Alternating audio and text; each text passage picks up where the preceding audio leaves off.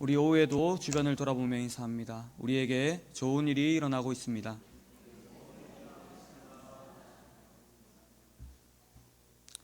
우리는 세상을 살아가면서 이 사회에 사는 구성원으로서 반드시 지켜야 할 그런 일들이 있습니다. 기본적으로 우리 한 나라의 국민이라면 우리 그 국민으로서 나라가 정한 그런 법을 지켜야 합니다. 또 우리 직장에서도 이러한 일들을 해야 되죠. 우리 직급에 맞는 일들과 또 회사의 내규를 우리는 잘 지켜야 합니다. 우리 가정에서도 지켜야 하는 것들이 있지요. 바로 우리 가정에서 아주 당연하지만 부부 간의 도리를 지키고 또 자식과 부모 간의 그런 신뢰를 지키는 이런 것들을 우리는 반드시 해야 합니다. 우리 삶 구석구석을 잘 살펴보면 마땅히 이렇게 지켜야 할 것이 많다는 것을 알 수 있습니다. 그러나 오늘날 우리가 사는 이 사회의 풍조는 그렇지 않은 것 같습니다. 최근에 어떤 연예인들은 기본적으로 사람에 대한 그런 인권, 그런 것들을 존중하지 않고 무시하며 타인을 자신의 성놀이감으로 삼기도 하고, 또 가정에서 부부간의 그런 도리, 자식과 부모 간의 이런 신뢰를 잘 지키지 못함으로 가정이 참 어려워지는 그런 것들을 우리 뉴스로부터 또 이웃으로부터 허다하게 듣기도 합니다. 이런 지켜져야 할 것들이 지켜지지 않을 때에 우리 사회는 정상적인 그런 기능을 하는 것이 참으로 어렵습니다. 이와 마찬가지로 우리 교회 안에도 반드시 해야 하는 일들이 몇 가지가 있습니다. 어떤 것들이 있을까요? 먼저 우리 가장 흔하게 또 가장 많이 떠올릴 수 있는 그런 일이 있는데 그것은 바로 주일 성수입니다. 우리 주일 성수라는 말이 어떤 말입니까? 먼저 주일을 거룩하게 구별해서 지키는 일, 우리가 이 정도로 좀 간단하게 정의할 수 있겠습니다. 이 주일 성수가 오늘날 사실 많이 깨어지고 있습니다. 2013년을 전후로 해서 우리 교회 안에서 갑자기 많이 쓴 단어가 있는데 그 단어가 바로 가나안 성도라는 단어입니다. 우리 한 번쯤은 들어보셨지요? 이 가나안 성도라는 말은 이 말을 거꾸로 해서 안 나가, 내가 교회는 안 나가, 성도지만 교회는 안 나간다, 이런 사람들이 바로 가나안 성도입니다. 이 가나안 성도는 우리 한국뿐만이 아니고 세계적으로도 아주 지금 많아지고 있는 그런 추세인데요. 한국교회 안에 가나안 성도가 늘어나는데 2017년 기준으로 가나안 성도는 20% 이상이 되었고, 또 2019년에는 30%가 넘어갔을 것으로 우리 추산하고 있습니다. 이들이 물론 교회에 안 나가는 이유야 다양하겠지만은 이유를 막론하고 주일에 교회에 나가지 않는 것, 교회에 나와서 예배 드리지 않는 그것은 온전한 주일 성수, 하나님 앞에 이 주일 성수를 하는 것이 아닙니다. 주일 성수는 반드시 교회에 나와서 하나님께서 섬기라고 주신 교회에 나와서 지키는 것이 바로 주일 성수입니다. 또 우리 주일 성수 이외에 또 성도가 해야 될 일이 무엇이 있을까요? 우리 방금 계속했던 찬양하는 일, 그리고 함께 하나님 앞에 주님을 외치고 기도하는 그런 일들, 또 우리 삶 속에서 하나님의 말씀을 묵상하고 또 설교를 통해서 우리 개인의 묵상을 통해서 하나님의 말씀을 묵상하는 이런 일들을 우리 성도는 반드시 해야 합니다. 또 반드시 해야 하는 일들이 있는데요, 오늘 말씀에서 나왔지만 이것은 물질과 아주 밀접하게 연관이 되어 있습니다. 바로 헌금입니다. 이 헌금에 대해서 설교를 하거나 말을 할 때에 참 민감합니다, 사실. 그래서 이 민감한 헌금에 대한 주제를 너무 민감하고 이러니까 대부분의 교회들에서는 아예 설교하기를 꺼려하고 그냥 말하는 것을 주저하기도 합니다. 하지만 우리 양지중앙교회에서는 하나님의 말씀을 가감없이 더하거나 뺨없이 온전히 전하는 그런 교회가 우리 양지중앙교회이기 때문에 종종 우리 헌금에 대해서 우리 복음을 듣기도 하지요. 이 부분이 참으로 민감할지라도 성도가 하나님 앞에 올바른 신앙생활을 하기 위해서라면 반드시 이런 설교를 드려야 하는 것입니다. 이 헌금에 대한 설교들이, 그리고 헌금에 대해서 말하는 것이 왜 민감한지 혹시 생각해 보셨습니까? 수많은 그런 이유가 있을지 모르지만요, 우리 삶에서 이런 헌금에 대해서 말할 때 민감한 이유는 우리 삶의 물질이 그만큼 중요하기 때문입니다. 그래서 오늘 우리가 살아가는 시대를 보고 어떤 사람들은 물질 만능주의 시대 이렇게 말하지 않습니까?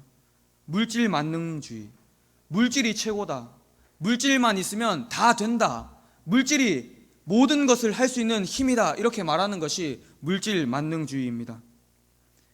오늘날 이 물질은 남녀노소를 막론하고 우리 삶 가운데 어찌 보면 가장 중요한 것으로 자리 잡고 있는지도 모릅니다. 그렇기 때문에 이 물질과 관련된 헌금에 대해서 말할 때 우리는 다소 민감해지기도 하는 것입니다. 그런데요, 성도 여러분, 하나님은 우리 성도에게 하나님 앞으로 나올 때 이렇게 행동해라, 이렇게 말씀하시는 말씀 구절이 있습니다. 출애굽기 34장 20절 후반부에 보면 빈손으로 내 얼굴을 보지 말지니라. 아멘. 하나님은 성도가 하나님 앞으로 나아갈 때에 빈손으로 나오지 말 것을 말씀하고 계십니다. 하나님께서 이것을 콕 집어서 말씀하실 정도로 이 헌금에 대한 부분은 하나님과 성도 사이의 중요한 부분인 것입니다. 또 이 헌금에 대해서 우리 고신헌법은 이렇게 말하고 있습니다. 우리 고신헌법에 보면 예배 모범이라는 어떤 부분이 있는데 제3장 14조 1항에 보면 모든 신자는 예배 시에 하나님으로부터 받은 은혜를 기억하고 예배의 일부분으로서 헌금을 드려야 할 의무를 가진다. 우리 이 헌금이 어떤 의미를 가지고 있냐 보니까 헌금은 예배의 일부분이라는 것입니다. 그렇기 때문에 하나님의 부름을 받은 성도는 반드시 이 헌금을 해야 할 의무가 있다는 것입니다.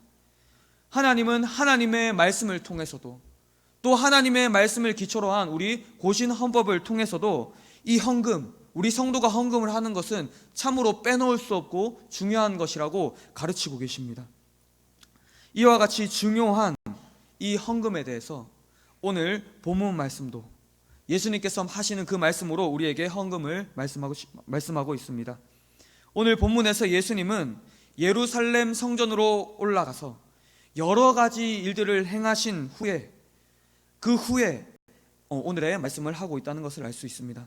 오늘 말씀에서 주의 깊게 보면 예수님은 참으로 부담스러울 수 있는 그런 시선을 보내고 계십니다. 본문 41절 말씀에 예수께서 헌금함을 대하여 앉으사 무리가 어떻게 헌금함에 돈 넣는가를 보실세. 예수님은 헌금함의 반대편에 앉으셨습니다. 그리고 예수님은 그 헌금함의 반대편에서 사람들이 과연 어떻게 헌금하는지 지켜보고 계셨습니다. 41절 말씀에 돈 넣는가를 보실세, 이 말은 무엇이냐면 우리가 그냥 우연하게 어떤 사물을 보고 그냥 지나치는 그런 것이 아니라 아주 주의 깊게, 아주 유심히 관찰하는 그런 것을 말합니다. 예수님은 헌금함 반대편에서 유심히 사람들이 어떻게 헌금하는지를 지켜보신 것입니다. 당시에 예루살렘 성전의 주변에는 부자들이 많이 살고 있었습니다. 그 예루살렘 성전 주변에 사는 여러 부자들은 이 예루살렘 성전 안에 있는 헌금함에 아주 많은 헌금을 하기로 당시에 유명했었습니다. 이 부자들의 헌금으로 인해서 예루살렘 성전은 당시에 아주 큰 부를 누리고 있었고 이런 사실들을 예수님을 알고 또 유심히 헌금함을 보신 것입니다.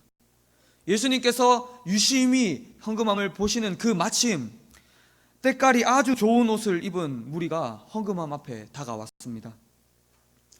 누가 봐도 성전 주변에 사는 그 부자들, 헌금을 많이 하는 그 부자들인 것입니다. 이 부자들은 아니나 다를까 헌금함에 많은 양의 은화와 금화를 넣었습니다. 당시의 헌금함의 구조를 알면 우리가 오늘의 말씀을 조금 더 생동감 있게 이해할 수 있는데요.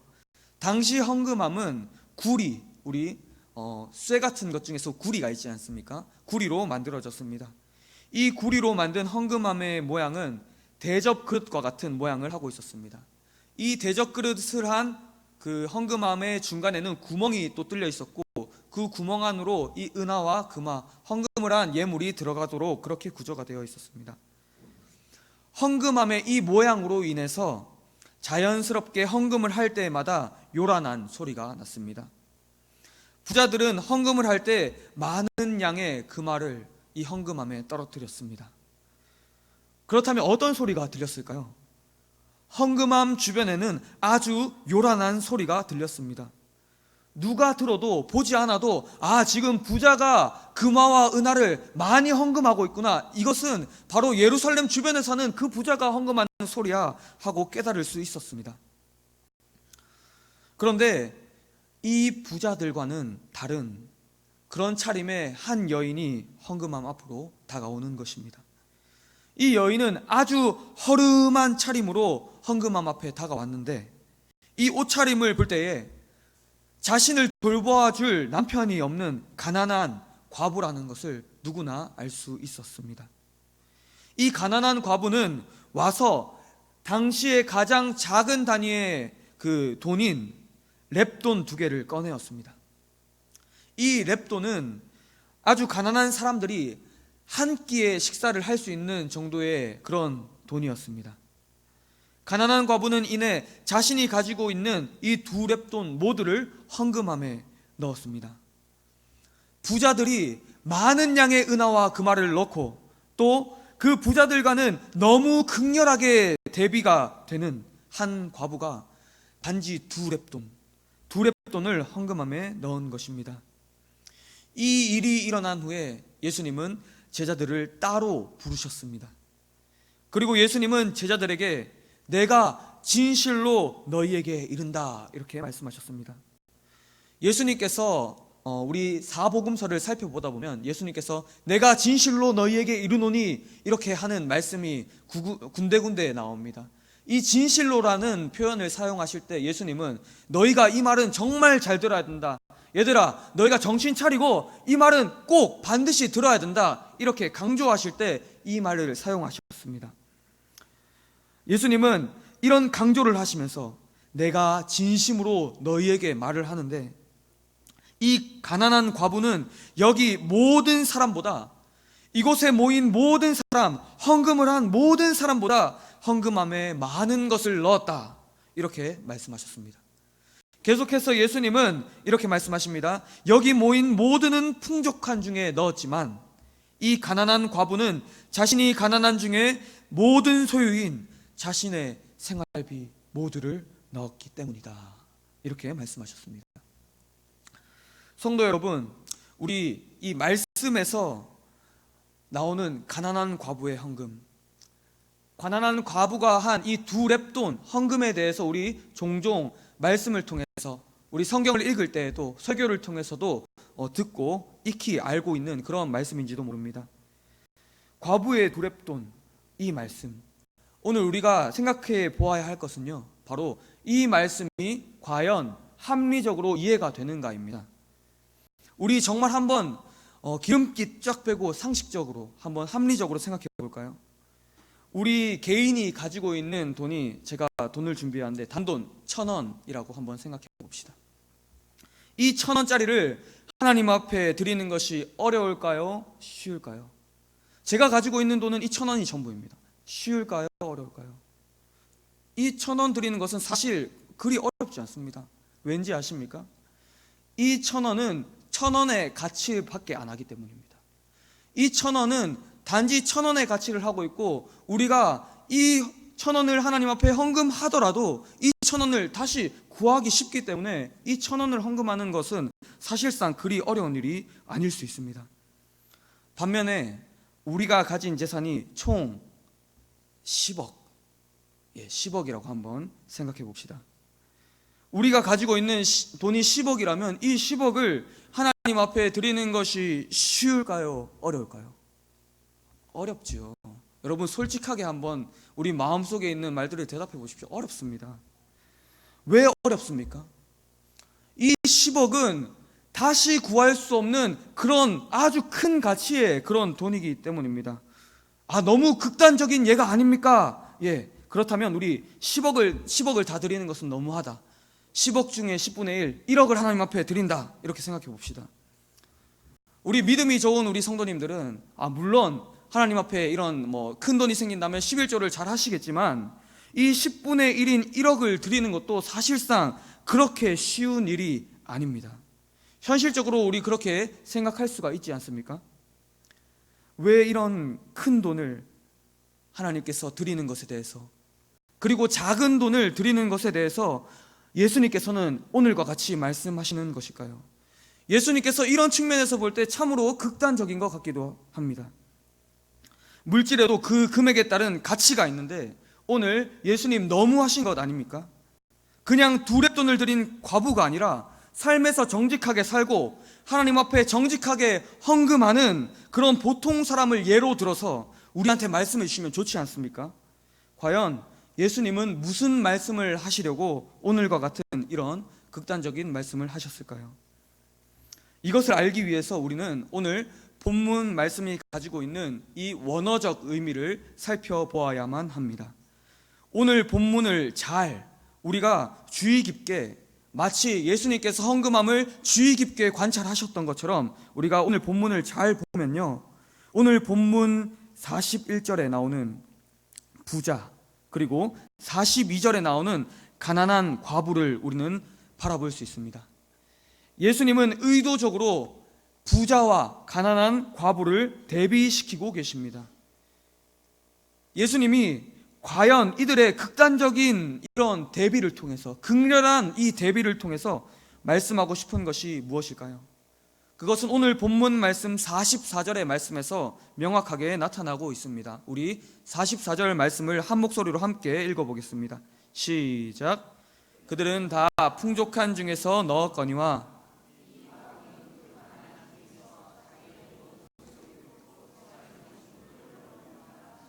아멘.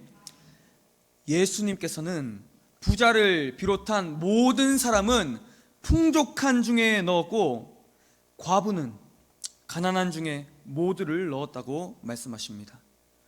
그런데 이 44절에 나오는 풍족한이라는 단어를 우리는 주목해서 보아야 합니다. 이 풍족한이라는 단어의 원어인 헬라어는 페리슈마라는 단어입니다. 이 단어는 말 그대로 풍족한 것, 그리고 넘치는 것, 이런 것을 의미하고 있기도 합니다. 그런데 다른 의미로도 사용되고 있습니다. 이 단어는 오늘 본문 이외에 다른 본문에서 사용되고 있는데, 그 본문은 바로 예수님의 7병2어의 사건입니다. 7개의 떡과 2마리의 물고기로 남자 장정만 4,000명, 남자 장정에게 딸린 가족들을 추정해서 계산하면 약 15,000명의 사람을 먹이신 것입니다. 이 사건에서 나오는 페리슈마, 풍족한이라는 단어는 마가복음 8장 8절에 나오는데, 이 8장 8절 말씀에 보니까 배불리 먹고 남은 조각 7광주리를 거두었으며, 이렇게 말씀하고 있습니다. 페리슈마라는 단어는 오늘 말씀에서처럼 풍족한이라는 그런 의미로도 사용되지만, 마가복음 8장 8절에 나오는 남은, 배불리 먹고 남은이라는 그런 의미로도 사용되고 있다는 것입니다. 다시 말해 본문 44절이 말하는 풍족한이라는 단어 안에는 남은 것, 잉여, 이런 의미를 내포하고 있다는 것입니다. 우리 본문으로 돌아와서 부자들은 아무리 큰 돈일지라도 자신이 소유하고 남은 것, 자신이 쓰고 남은 것을 하나님 앞에 드린 것입니다. 우리 성도 여러분, 우리가 정말 좋은 것이라도 아주 좋은 먹을 것이 있어요. 정말 이것은 귀한 것이에요. 그런데 이 귀한 것을 누군가가 먹다가 남은 것을 우리에게 줬다고 한번 생각해 봅시다. 우리의 기분이 어떻습니까? 아이고, 귀한 것 줬으니까 감사합니다. 먹다 남아도 이거 어디서 함부로 구할 수 없는 건데 너무 감사합니다. 우리 이렇게 말 안 하잖아요. 이 사람이 나를 어떻게 생각하지? 어떻게 나를 생각하길래 이거 뭐 귀한 음식이라고 해도 먹다 남은 걸 나한테 주는 거야. 이 먹다 남은 거 나는 받고 싶지 않아. 나를 존중하는 것 같지 않아. 이렇게 이런 의구심이 우리에게 들지 않습니까? 부자들은 하나님 앞에 자신이 사용하고 남은 것을 드린 것입니다. 그러나 가난한 과부는 부자처럼 자신이 쓰고 남은 그런 것을 드린 것이 아니라, 비록 가난하고 찢어지게 힘이 들지라도, 그런 생활 가운데 있을지라도 자신의 전부를 하나님 앞에 드렸습니다. 우리가 생각해 볼 때에 보잘것이 없어도 진심이 들어간 그런 우리 선물들 있지 않습니까? 그런 선물을 받을 때에 우리는 이게 아무리 보잘것없고 누가 막 가치를 매겨주지 않아도 너무 기쁘고 마음이 따뜻해지는 그런 경험을 하게 됩니다. 성도 여러분, 저는 교회를 섬기면서 우리 성도 여러분께 많은 사랑과 또 기도를 받고 또 선물을 받을 그런 때가 있습니다. 제가 이런 선물을 받을 때마다 너무 감사하고 정말 어쩔 줄 몰라 하는 그런 마음이 큰데요, 제가 이런 선물들을 받을 때 이 받는 것이 너무 그 내용이 실하고 좋고, 와, 이거는 막 내가 가지고 싶었던 거야, 이래서 제가 좋은 마음을 가지는 것일까요? 그렇지 않습니다. 전혀 그렇지 않아요. 이런 선물을 준비하는 그 마음이 너무 감사하고 감격스럽고 감동이 되는 것입니다. 제가 올 한 해 많은 어떤 사랑을 받았지만 한 가지 기억에 남는 그런 선물이 있습니다. 그것은 이 노트가 아니고 이 노트 안에 있는 바로 이 카네이션입니다. 이 카네이션은 제가 올해 스승의 날 때 우리 주일학교 한 학생으로부터 받은 카네이션입니다. 이 카네이션은 어디 가서 팔 수도 없어요. 누군가가 이 카네이션에 대해서 가치를 매겨줄 수도 없어요. 하지만 스승의 날이라고 생각하면서 그 고사리 같은 손으로 이 접는 카네이션 접는 것을 보면서, 아, 이거 접어서 전도사님한테 이번 주에 드려야겠다, 이 마음이 너무 귀하고, 그래서 저는 여기에 붙여놓고 이렇게 책을 제가 이 설교 노트인데 볼 때마다 한 번씩 보고 있습니다. 그리고 물론 성도님들께서 주신 편지와 또 그런 모든 것들도 저는 하나하나 버리지 않고 좀 가지고 있는 편입니다. 그 마음이 느껴지니까요. 우리 마음속에서도 이런 감정을 느낄 수 있는 것처럼 오늘 말씀에 나오는 가난한 과부는 보잘것이 없어도, 아무도 인정해주지 않아도, 아무도 이 가치를 매겨주지 않아도 하나님 앞에 마음을 다한 그런 헌금을 드린 것입니다. 하나님께서 오늘 말씀에서 하시고자 하는 이 말씀의 내용을 우리는 구약 성경의 인물을 통해서도 알 수가 있습니다. 우리 구약 성경에는 아주 많은 인물들이 나오지요. 그 가운데 우리는 에스더라는 그런 여인을 한 번쯤은 들어보았습니다. 이 에스더는 유대인들이 바사의 포로로 잡혀있을 그때에 바사의 왕인 아헤수에로의 왕후가 되었습니다. 왕비가 된 것이죠. 소위 오늘날로 말하면 바로 이 에스더에게는 꽃길이 열린 겁니다. 이제는 더 이상 종살이를 하고 다른 사람 섬기고 다른 사람들을 위해서 일하고 이런 삶을 사는 게 아니라, 포로처럼 그 땅에서 아주 사회적 지위가 낮은 그런 삶을 사는 것이 아니라 왕의 아내, 왕비, 왕후가 된 것입니다. 곧 꽃길이 열린 것이죠. 그런데 이 무슨 드라마 같은 이야기인지 자신의 사촌 오빠 격인 모르드게를 통해서 하늘이 무너지는 그런 소식을 듣게 되었습니다. 그 소식은 바로 그 모르드게의 원수인 하만이라는 사람에 의해서 유대인들이 모두 죽을 위기에 처했다는 그런 소식이었습니다. 이내 에스더는 자신의 동족이 그런 처지에 처한 것을 알고 자신의 남편이죠, 바사왕 아헤수에로에게 이 말을 전하려고 했습니다. 오늘날 남편과 아내의 관계는 남편이 고민이 있거나 아내가 고민이 있다면 그 고민을 언제든지 이야기할 수 있잖아요. 이야기할 수 있고, 이야기하는 것이 감정적으로 어려울 수 있지만 크게 어려운 일은 아닙니다. 하지만 당시 에스더는 왕후일지라도 왕에게 나아가는 결단을 내렸어야만 했습니다. 당시 근동의 문화 가운데에서는 왕을 암살하려는 그런 세력들이 항상 있었습니다. 그렇기 때문에 왕후라고 할지라도 왕 앞에 왕이 불러서 가지 않으면 바로 왕의 옆에 있는 그 즉위대에 의해서 죽임을 당할 수밖에 없었습니다.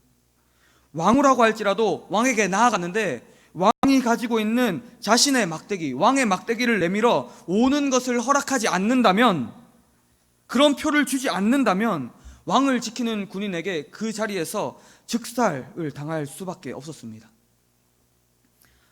이런 어렵고 어찌 보면 두려운 그런 상황 속에서 에스더는 어떻게 행동을 했을까요? 아주 우리 유명한 말씀인데요. 에스더 4장 16절 말씀에 당신은 가서 수산에 있는 유다인을 다 모으고 나를 위하여 금식하되 밤낮 3일을 먹지도 말고 마시지도 마소서. 나도 나의 시녀와 더불어 이렇게 금식한 후에 규례를 어기고 왕에게 나아가리니 죽으면 죽으리다 하니라. 아멘. 여기서 에스더가 자신에게 주어진 모든 꽃길을 포기하고 규례를 어기고 나아가리니, 왕에게 나아가리니 죽으면 죽으리이다, 죽음까지 각오하고 그렇게 나아갈 수 있었던 것은 무엇이었겠습니까? 단지 자신의 민족 유대인들을 사랑했기 때문일까요? 애국심이 투철해서 죽음을 각오했던 것일까요? 에스더가 이와 같이 죽음을 각오할 수 있었던 이유가 도대체 무엇이었을까요?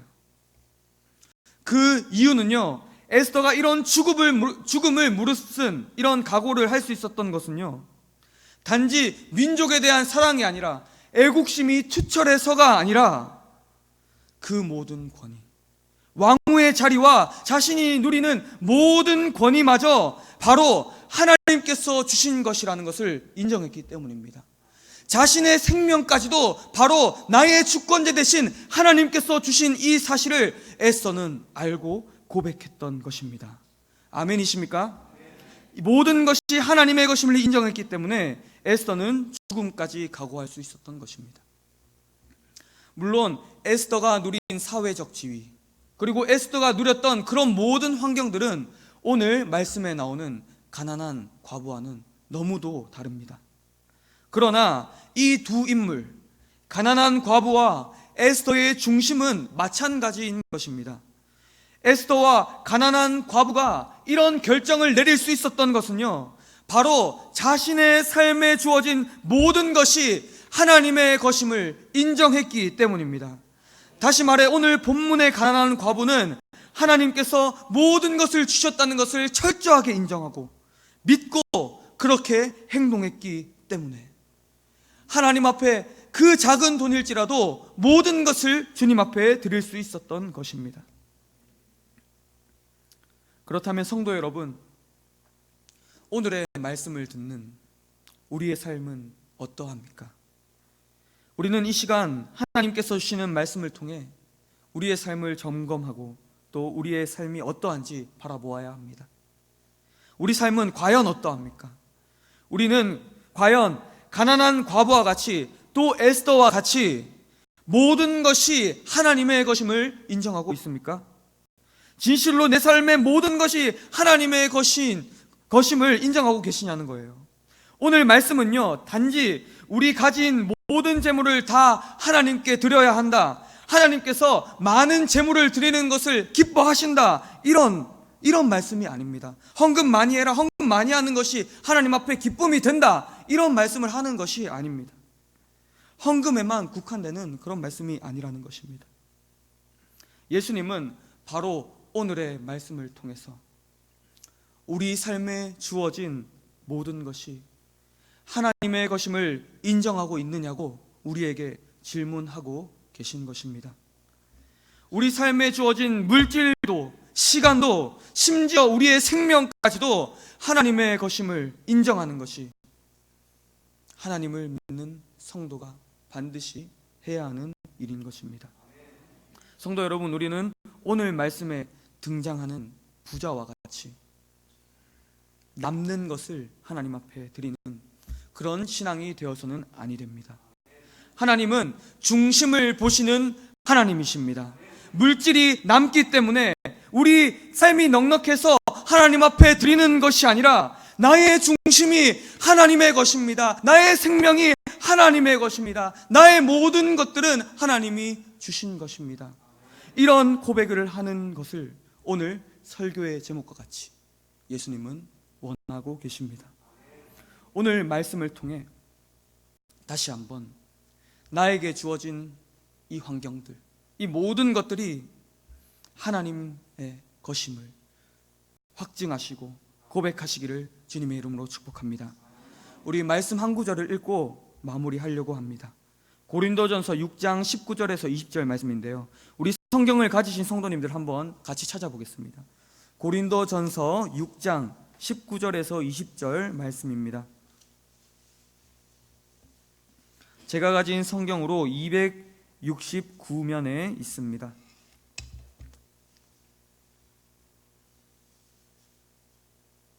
찾으신 줄 알고 우리 함께 한 목소리로 읽어봅니다. 시작. 너희 몸은 너희가 하나님께로부터 받은 바 너희 가운데 계신 성령의 전인 줄을 알지 못하느냐? 너희는 너희 자신의 것이 아니라 값으로 산 것이 되었으니 그런즉 너희 몸으로 하나님께 영광을 돌리라. 할렐루야. 우리 몸으로부터 시작해서 모든 것은 예수님의 피값으로 사서 우리 하나님의 것이 되었습니다. 이 사실을 인정하고 행하심으로 하나님 앞에 참으로 영광 돌리시는 저와 여러분 되시기를 주님의 이름으로 축복합니다.